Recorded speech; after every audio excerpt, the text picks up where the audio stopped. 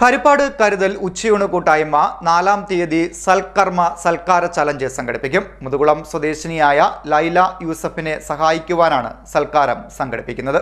ഹരിപ്പാട് കരുതൽ ഉച്ചയൂണ് കൂട്ടായ്മയുടെ നേതൃത്വത്തിൽ മെയ് 4-ന് മുതുകുളം വെട്ടത്തുമുക്കിന് കിഴക്ക് മുസ്ലിം തൈക്കാവിന് സമീപം സൽക്കർമ്മ സൽക്കാര ചലഞ്ച് സംഘടിപ്പിക്കുമെന്ന് കരുതൽ ഉച്ചയൂണ് കൂട്ടായ്മ ചെയർമാൻ ഷാജി കെ ഡേവിഡ് പറഞ്ഞു. 6-ാം വാർഡിൽ ഷാജി മൻസിൽ താമസിക്കുന്ന ഷാജി മൻസിന്റെ വീടാണ്.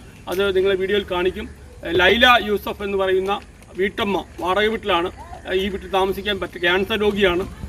2 കൊച്ചുമക്കളുണ്ട്. 10ാം ക്ലാസ്സിൽ പഠിക്കുന്ന ഒരു മോളും ഉൾപ്പെടുന്ന ഒരു കുടുംബം വാടക പോലും കൊടുക്കാൻ നിവൃത്തിയില്ലാതെ അവസ്ഥയിലാണ്. എന്നാൽ ഗവൺമെൻറ്റിൻ്റെ ലൈഫ് പദ്ധതി ആ കുടുംബം ഉൾപ്പെടുത്തി 4 ലക്ഷം രൂപ അടുത്ത ഫണ്ട് ഉണ്ടാകുമ്പോൾ തന്നെ കൊടുക്കും എന്നാണ് ബിന്ദു നമ്മൾ പറഞ്ഞിരിക്കുന്നത്. എന്നാൽ 4 ലക്ഷം രൂപ കൊണ്ട് ഒരു വീട് പൂർത്തീകരിക്കുവാൻ സാധിക്കത്തില്ല എന്ന് നിങ്ങൾക്കറിയാം. അതുകൊണ്ടാണ് വീണ്ടും നിങ്ങളുടെ മുമ്പിൽ ക്ഷണക്കത്തുമായി ഞങ്ങൾ വരുന്നത്.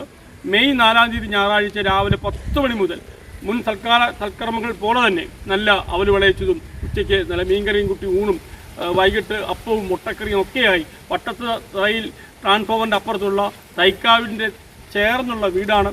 ആ വീട്ടിൽ വെച്ച് സൽക്കാരത്തിലേക്ക് നിങ്ങളെല്ലാവരെയും ക്ഷണിക്കുന്നു.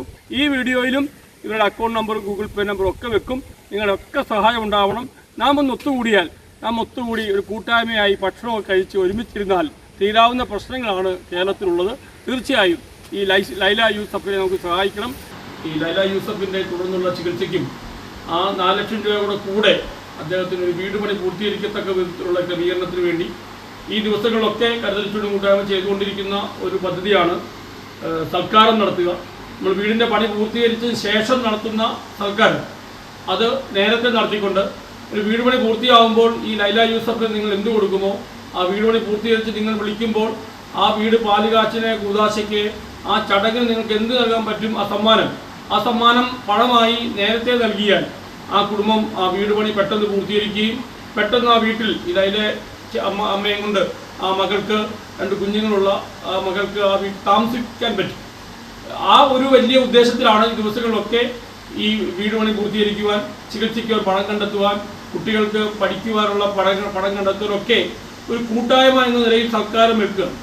രാവിലെ നല്ല അവല് വിളയിച്ചതും പഴവും മിച്ചറും പഴയകാല ഭക്ഷണം, ഉച്ചയ്ക്ക് നെയ്ച്ചോറ്, ചിക്കൻ കറി, ഉച്ചയ്ക്ക് ശേഷം ചപ്പാത്തിയും അരിപ്പത്രിയും മുട്ടക്കറിയും ഒക്കെ അങ്ങനെയുള്ള ഒരു നാടൻ വിഭവങ്ങൾ.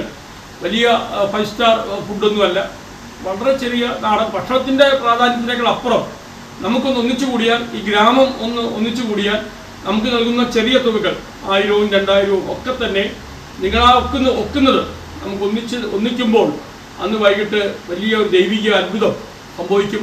വ്യത്യസ്ത മതസ്ഥരാണ്, എന്നാൽ പോലും ഈ മതങ്ങളെല്ലാം നമ്മളെ പഠിപ്പിക്കുന്ന ഒരു പ്രധാനപ്പെട്ട ചിന്ത എന്നെ സ്വാധീനിച്ചിട്ടുള്ളത് സ്നേഹം എന്നുള്ളതാണ്.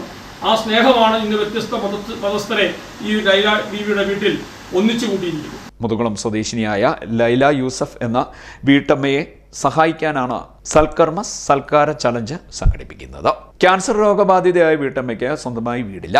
ഈ ദുരവസ്ഥ അറിഞ്ഞാണ് ചലഞ്ച് സംഘടിപ്പിക്കുന്നതെന്നും ഷാജി കെ ഡേവിഡ് പറഞ്ഞു. CDNet news, Harippad.